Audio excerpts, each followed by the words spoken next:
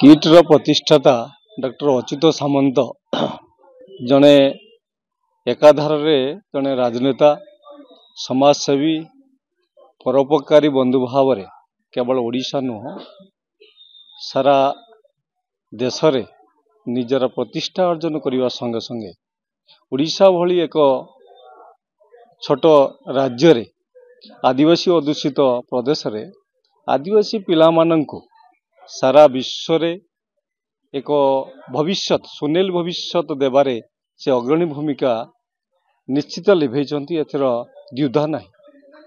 ଓଡ଼ିଶା ସରକାରଙ୍କର ଜଣେ ଶ୍ରେଷ୍ଠ ସମାଜସେବୀ ଭାବରେ ନିଜର ପ୍ରତିଷ୍ଠିତ ବ୍ୟକ୍ତିତ୍ୱକୁ ସାରା ବିଶ୍ୱରେ ସେ ପରିଣତ କରିଛନ୍ତି। ଅଚ୍ୟୁତ ସାମନ୍ତ ବିଭିନ୍ନ ବିଶ୍ୱବିଦ୍ୟାଳୟରେ ନିଜର ଡକ୍ଟରେଟ୍ ଲାଭ ଏହି ଶିକ୍ଷା ନିମନ୍ତେ ସେ ସମ୍ମାନ ହାସଲ କରୁଛନ୍ତି। ସାରା ବିଶ୍ୱରେ ବିଭିନ୍ନ ଦେଶରେ ଲୋକମାନଙ୍କର କିଟ୍ ପରିସରରେ ପ୍ରତ୍ୟେକ ବର୍ଷ ଆନୁଆଲ ଫଙ୍କସନରେ ଦେଖା ମିଳୁଛି।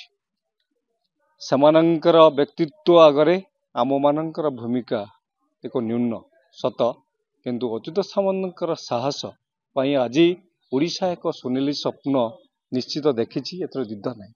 ଅଚ୍ୟୁତ ସାମନ୍ତ ଯେତେବେଳେ ନବକଳେବର ସମୟରେ ରଘୁନାଥପୁରରେ ତାଙ୍କର ନିଜ ବାସସ୍ଥାନ, ମୁଁ ତାଙ୍କୁ ଜାଣିଛି, ତାଙ୍କର ମାଙ୍କ ନାଁରେ ଗୋଟେ ହସ୍ପିଟାଲ କରି କେବଳ ଗାଁବାସୀଙ୍କ ପାଇଁ ନୁହଁ, ରଘୁନାଥପୁରରେ ମଧ୍ୟ ତାଙ୍କର ବେଶ ସୁନାମ ରହିଛି।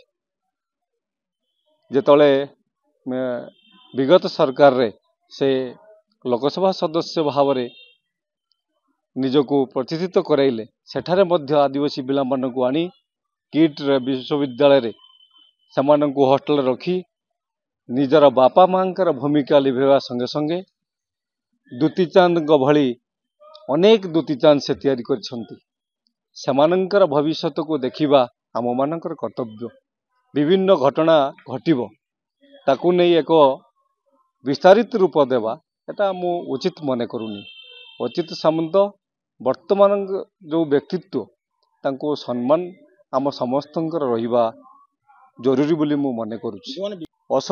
ଅସହିଷ୍ଣୁ ବ୍ୟକ୍ତିମାନଙ୍କର କାମ ହେଲା ଜଣକୁ ସହି ନ ପାରିବା। ଅଚ୍ୟୁତ ସାମନ୍ତ ମୁଁ ଜାଣିବାରେ ସେପରି ବ୍ୟକ୍ତି ନୁହନ୍ତି, କାହାର ସେ କାମରେ ଆସିନାହାନ୍ତି। ସ୍ୱାସ୍ଥ୍ୟ କ୍ଷେତ୍ରରେ ତ ତାଙ୍କର ବର୍ଣ୍ଣନା ଅବର୍ଣ୍ଣନୀୟ। ଆପଣଙ୍କର ଯେଉଁ କୋଭିଡ ସମୟରେ ହଜାର ହଜାର ଲକ୍ଷ ଲକ୍ଷ ଲୋକଙ୍କୁ ସେ ଯେଉଁପରି ଭାବରେ ସେବା ଦେଇଛନ୍ତି ତାହା ଅତୁଳନୀୟ। ଯେଉଁ ଗରିବମାନଙ୍କର ବାପା ହିସାବରେ ତାଙ୍କର ଭୂମିକା ରହିଛି, ରହିବ, ରହୁଥିବ। ଯେଉଁ ଭାଇମାନେ ତାଙ୍କୁ ସହିପାରୁନାହାନ୍ତି, ଅଯଥାରେ ତାଙ୍କର ଦୋଷ ଲଦୁଛନ୍ତି, ଦୟାକରି ସେମାନେ ନିବୃତ୍ତ ରହିଲେ ଆମର ଓଡ଼ିଶା ପାଇଁ ମଙ୍ଗଳକର ହେବ ବୋଲି ମୁଁ ଆଶା କରୁଛି।